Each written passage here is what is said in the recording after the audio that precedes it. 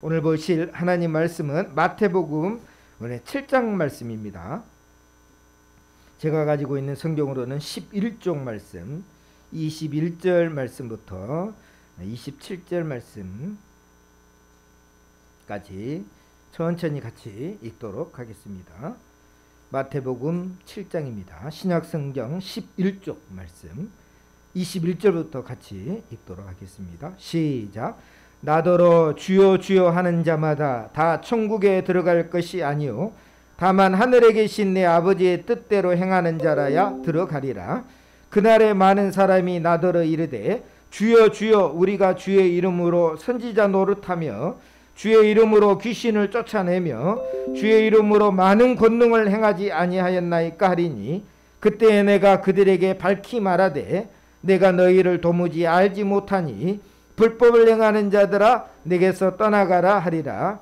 그러므로 누구든지 나의 이 말을 듣고 행하는 자는 그 집을 반석 위에 지은 지혜로운 사람 같으리니 비가 내리고 창수가 나고 바람이 불어 그 집에 부딪히되 무너지지 아니하나니 이는 주추를 반석 위에 놓은 까닭이요 나의 이 말을 듣고 행하지 아니하는 자는 그 집을 모래 위에 지은 어리석은 사람 같으리니 비가 내리고 창수가 나고 바람이 불어 그 집에 부딪힘에 무너져 그 무너짐이 심하니라. 아멘. 오늘도 하나님의 말씀에 은혜 받으시길 주의 이름으로 축복합니다.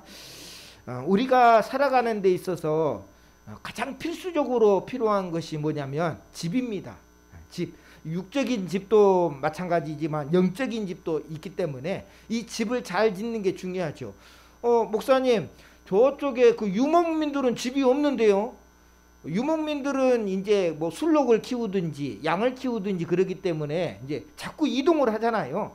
그래서 집이 없는 게 아니에요. 이동식 천막을 짓는 거죠. 이동식 주택으로. 그래서 그냥 천만 하나 뜯어가지고 가더라고요. 이게 나무로 된 기둥은 그냥 그 자리에 놔두고 그냥 다시 또 와야 되니까 그냥 풀이 거기에 이제 자라면 자신이 키우는 가축들을 데리고 와야 되니까 그러니까 나무는 기둥은 가만히 놔두고 천만 딱 이렇게 걷어가지고 가가지고 거기서 있는 나무를 가지고 또 치고 그러더라고요. 한 30분 1시간이면 집을 만들어내는 거죠. 그러니까 유목민도 사실은 집이 없는 게 아니거든요. 아주 간편한 집을 짓는 거죠. 이동식이니까. 근데 우리도 마찬가지죠. 집이 뭡니까? 어떤 재료가 들어가냐에 따라서 집의 가치가 틀리죠.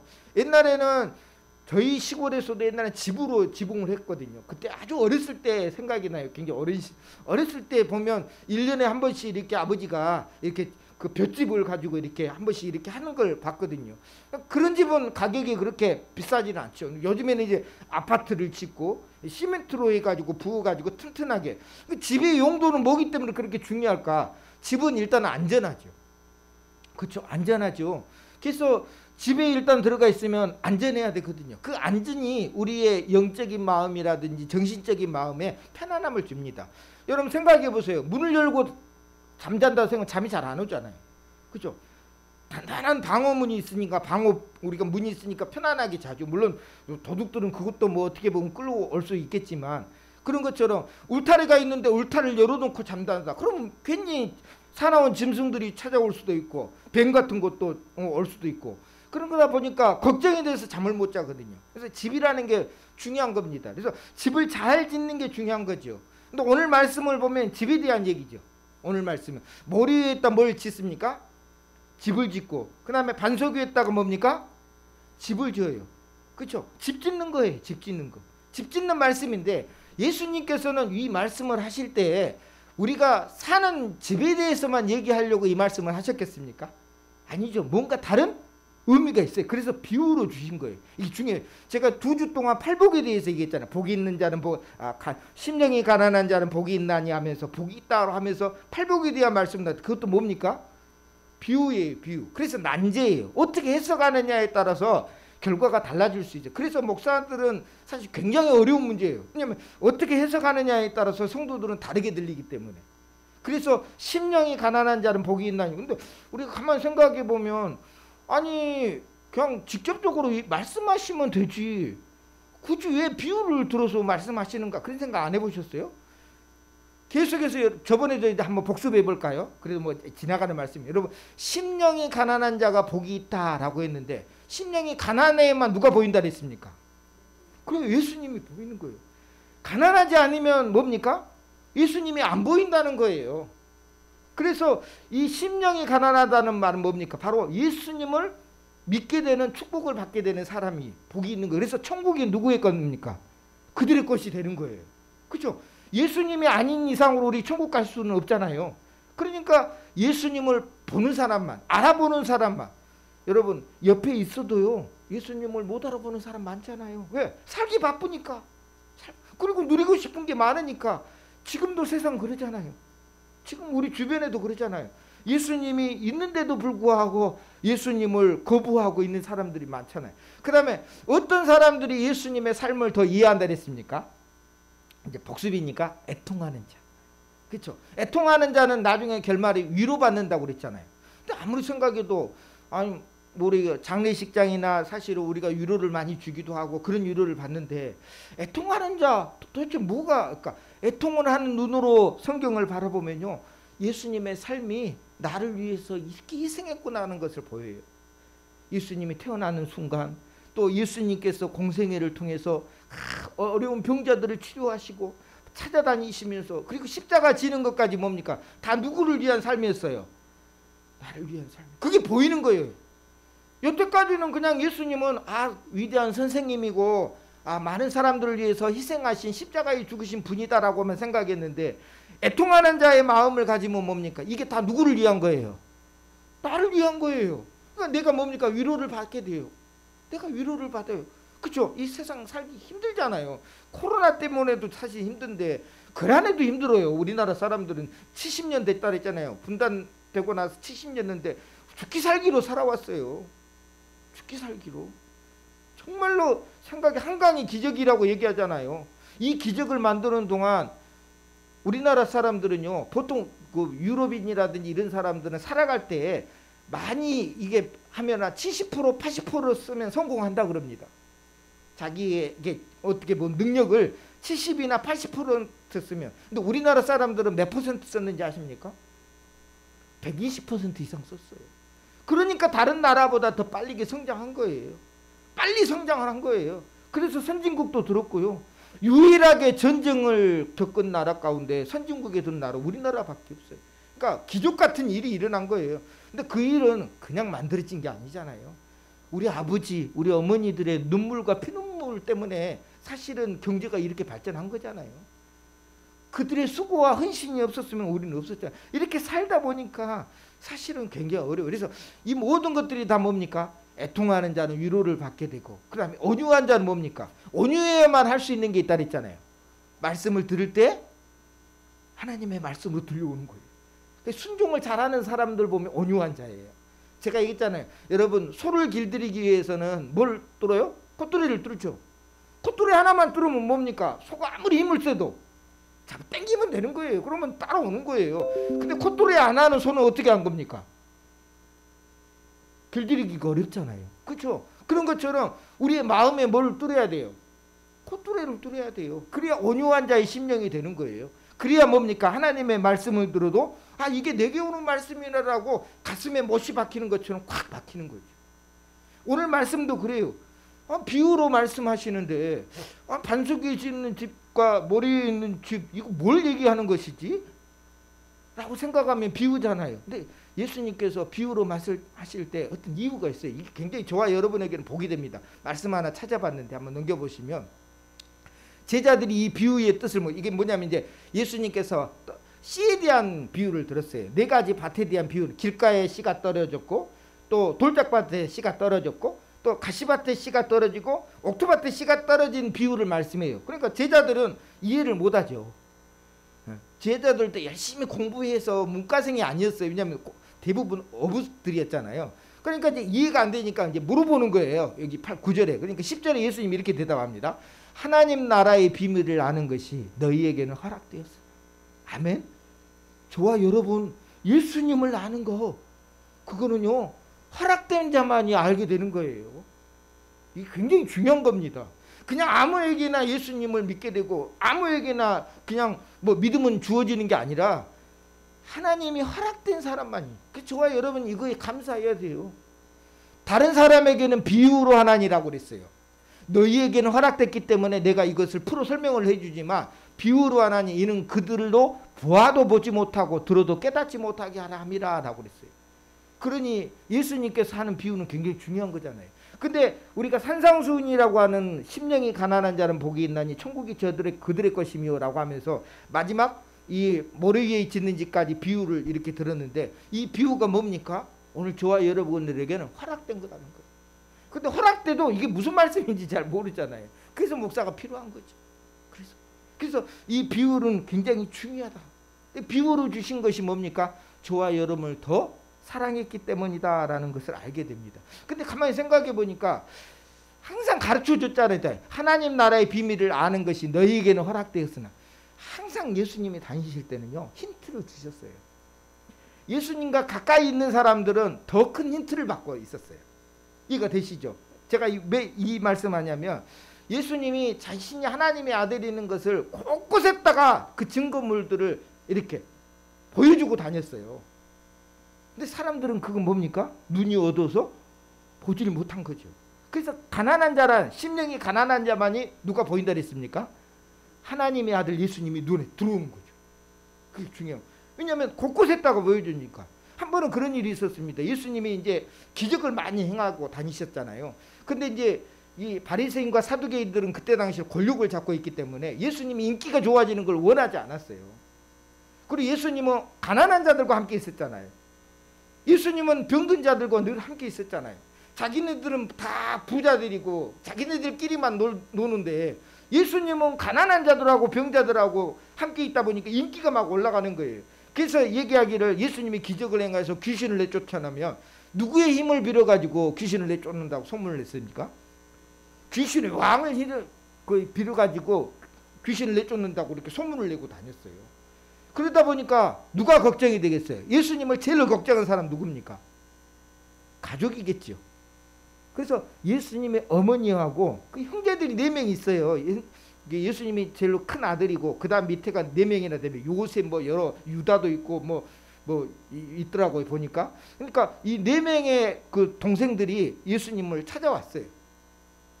그때 예수님이 유명한 말씀, 누가 내 모친이고 누가 내 형제들이냐, 하나님의 말씀을 행하는 자라야 내 모친이고 내 형제다 하면서 새로운 가족을 얘기합니다. 그런다고 해서 예수님 무시한 건 아니에요.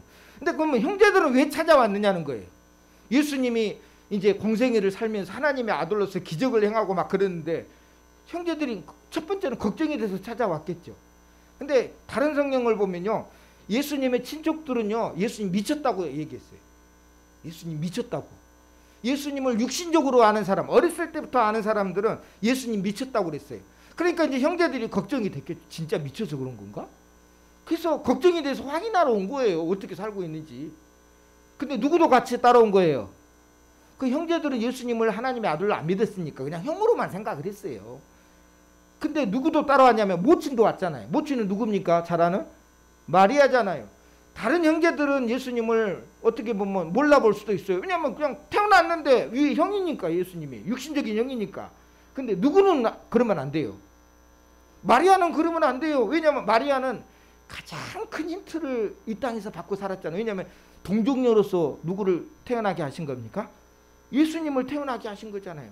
그리고 말씀에 따라 베들레헴에서 예수님이 태어난 것을 알고 목자들이 찾아왔잖아요. 경배했고. 또 누구도 찾아와서 경배했습니까? 동박사들이 찾아왔는데 어떻게 알고 찾아왔냐니까 별 보고 찾아왔다는 거예요. 별을 보고. 이 모든 것들이 다 뭡니까? 힌트예요. 그러니까 성령이 여기에 머물지 말아라. 나사렛에서 가라. 왜냐하면 헤롯이 베들레헴의 인근에 있는 2살 이하의 어린아이 다 죽이잖아요. 그래서 성령에 이끌려가지고 나사렛 동네에서 살아요. 어린 시절 그래서 예수님이 나사렛 동네에서 살았어요. 그걸 다 경험한 거잖아요. 마리아는.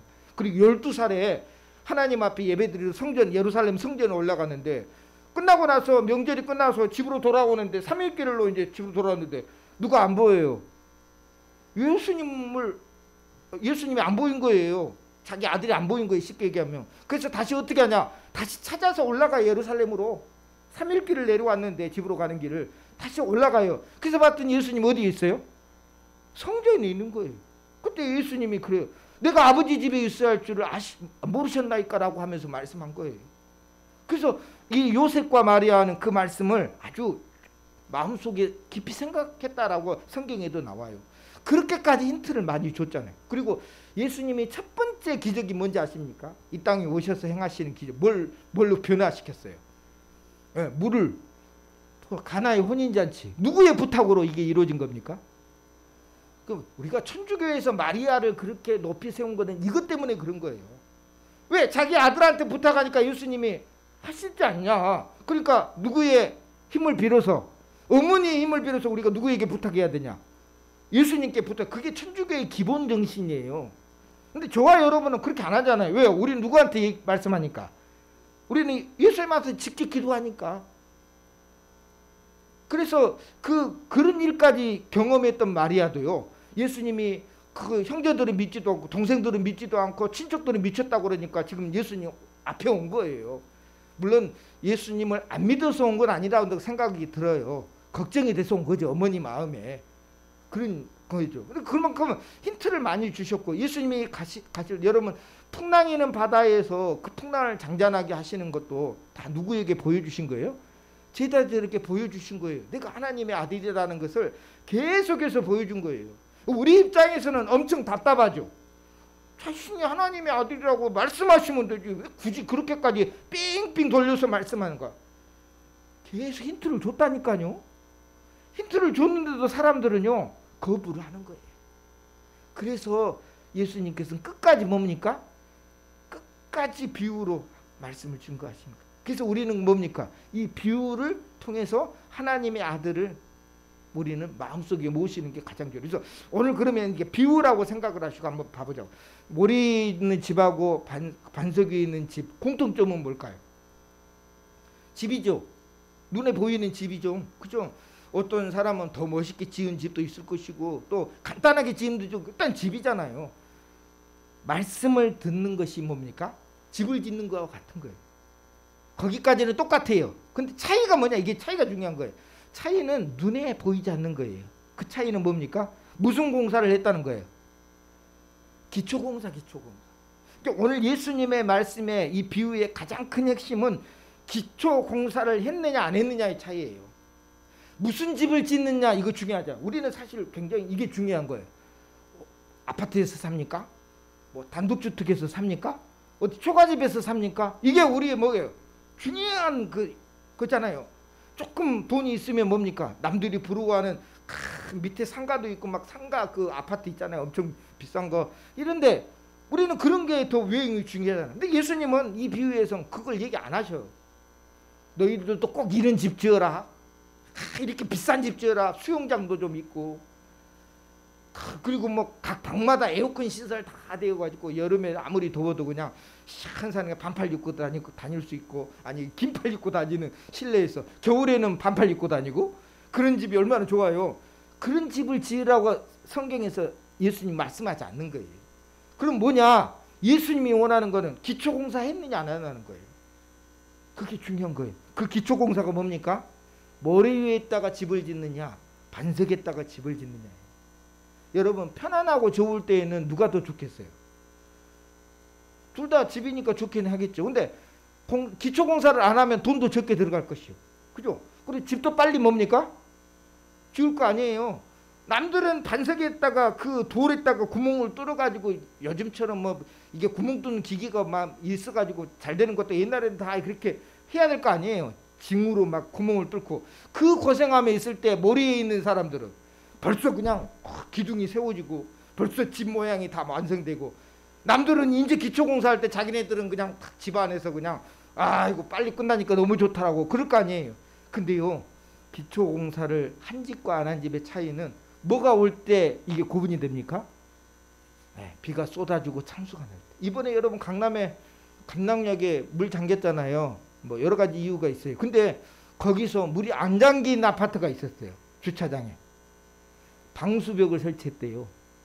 그 주차장으로 들어가는 입구에다가 방수벽을 이렇게 설치해가지고 이번에도 그 뉴스에 보니까 깜짝 놀랐어요. 앞에 그 도로에는 막 이렇게 물이 차오르는데 그 사람이 그 벽 이쪽에서 이렇게 보고 있더라고. 그 물이 그렇게 찼는데 그쪽으로 물이 안 들어오는 거예요. 그 사람들은 돈을 내 가지고 방수 벽을 만든 거죠. 10년 동안 일어나지도 않는 일을 가지고 뭐 그렇게 돈을 쓰냐고 그럴 수도 있겠잖아.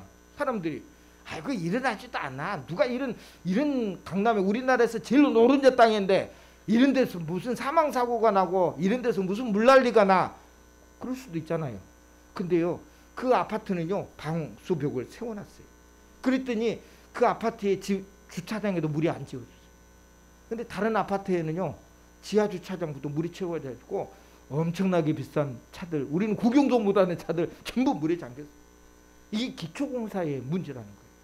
우리 인생의 그럼 기초공사는 뭘까? 예수님의 말씀하시는 이 기초공사가 뭘까? 이 반석이 뭐냐는 거예요. 이 반석 위에다가 집을 세워야 되는데 이 반석이 뭐냐? 이걸 비유로 주신 거예요. 이 반석이 뭡니까? 어디에다가 우리는 세워야 되는 겁니까? 예수님 위에다가. 그래서 성경 찾아봤어요. 이게 진짜인지 가짜인지. 사도 바울이 이렇게 말씀합니다. 우리가 고린도전서에 보면 한번 넘겨보시고 보시면 내게 주신 하나님의 은혜를 따라 내게 주신 하나님의 은혜는 뭘 얘기합니까? 바울에게 주신 하나님의 은혜를 따라서 내게 지혜를 주셨으니까 내가 지혜로운 건축자 같이 터를 닦아두매라고 그랬어요. 지금 바울이 지혜로운 건축자가 되어서 터를 닦아둔다고 그랬잖아요. 바울은 무슨 터를 사람들에게 닦아두고 있는 거예요? 예수님이라는 터를 지금 닦아두는 거죠. 다른 이가 그 위에 세우나 그러나 각각 어떻게 그 위에 세울까는 조심할지어다 라고 했어요. 집을 세우는 것은 다른 사람이 세울 수도 있어요. 근데 기초는 누구를 통해서요?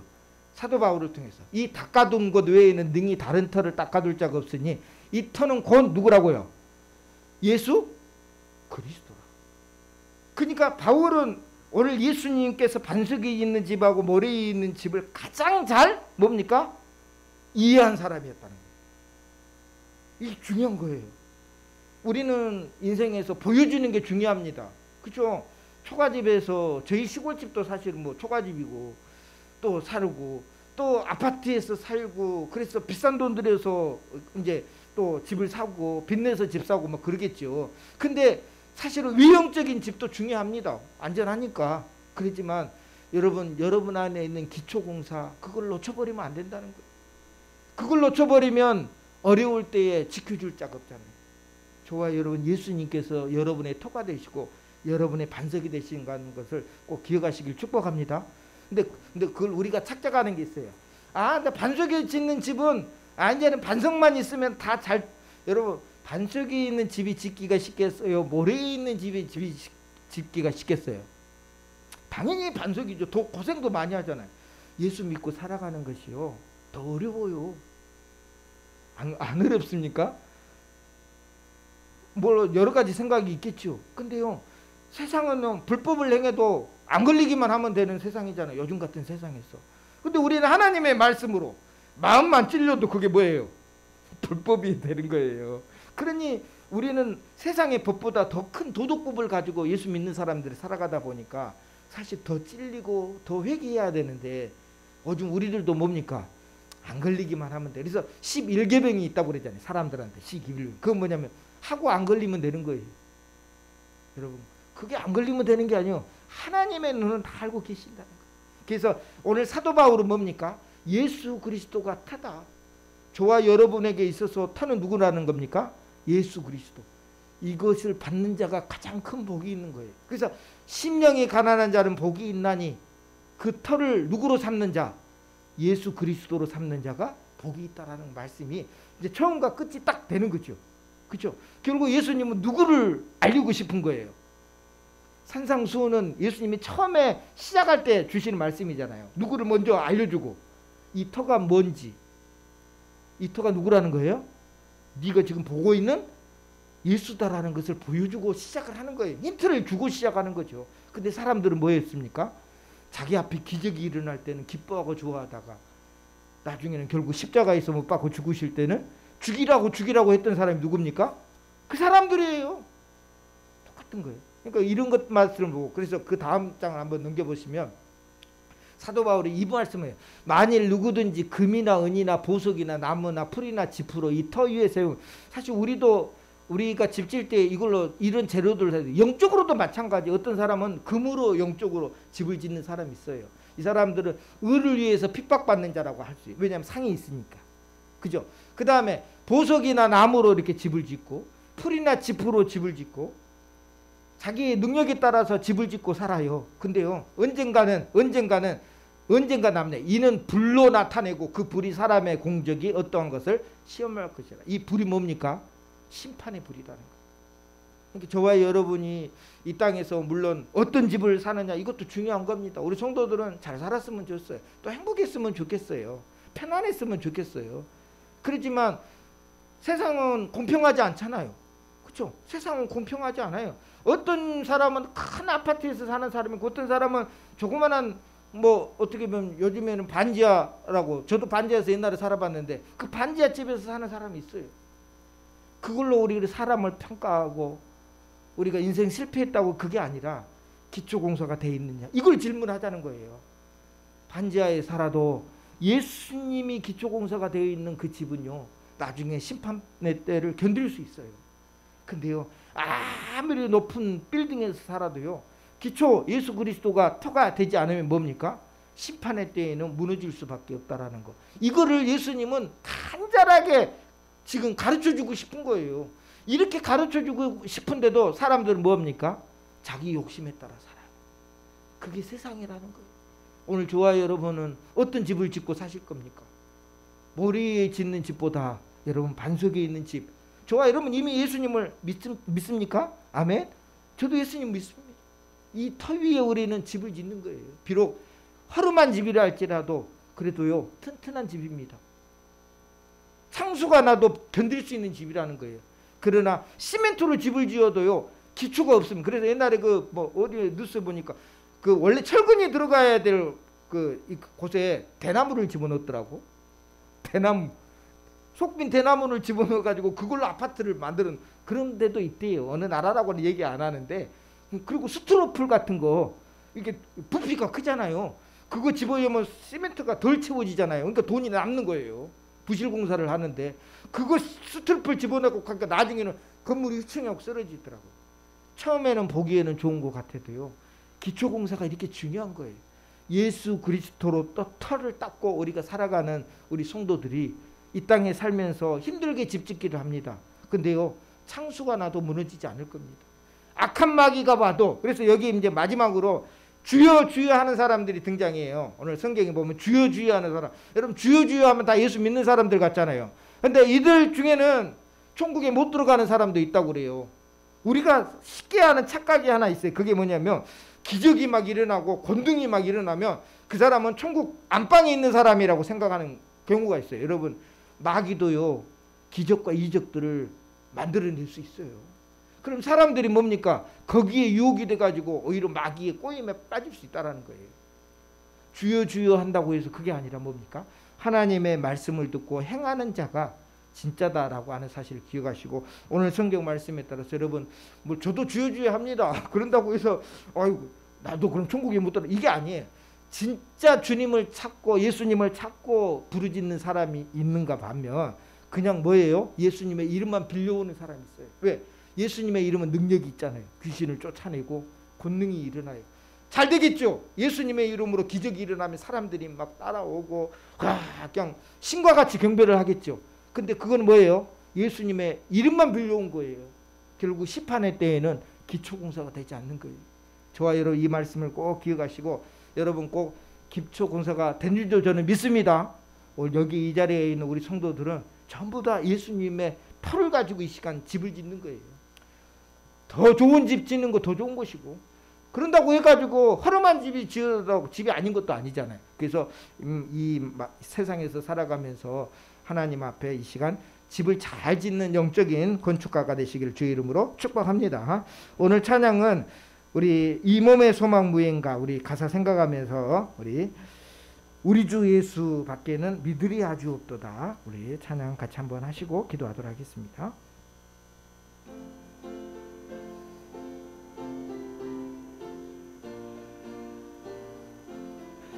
이 몸의 소망 무언가 우리 주 예수뿐일세.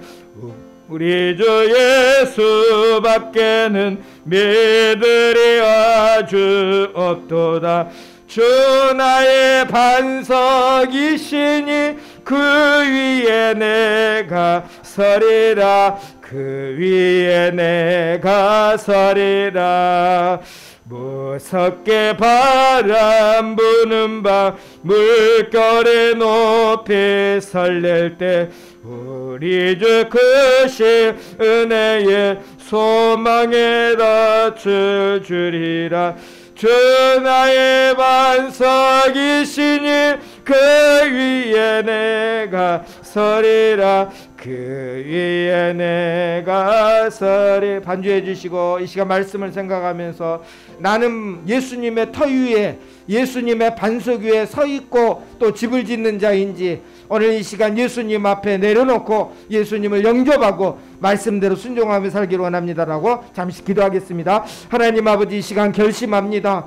저는 예수님을 믿습니다. 그리고 예수님을 저의 인생의 터라고 생각하고 오늘도 받아들입니다. 예수님께서 우리의 터가 되어주시고 반석이 되어주시고 어떤 집을 짓든지 하나님 안전하게 또 심판의 불 가운데서도 저희들을 지켜주시고 우리 성도들 예수님을 터로 삼고 반석 위에 있다가 하나님 잘 짓는 집을, 안전한 집을 지을 수 있도록 하나님께서 은혜 베풀어 주옵소서. 풍랑이 일 수도 있고 폭풍이 일어날 수도 있고 사나운 짐승들이 다가올 때에 하나님 아버지 터 위에 짓는 집은 무너지지 않을 것인데 오늘 우리 성도들에게 그러한 복을 허락하여 주시옵소서. 이 전염병의 시대를 살아가는, 이 전쟁의 시대를 살아가는 주의 성도들에게 우리 하나님께서, 예수님께서 반석이 되어 주옵소서. 하나님 아버지 감사합니다.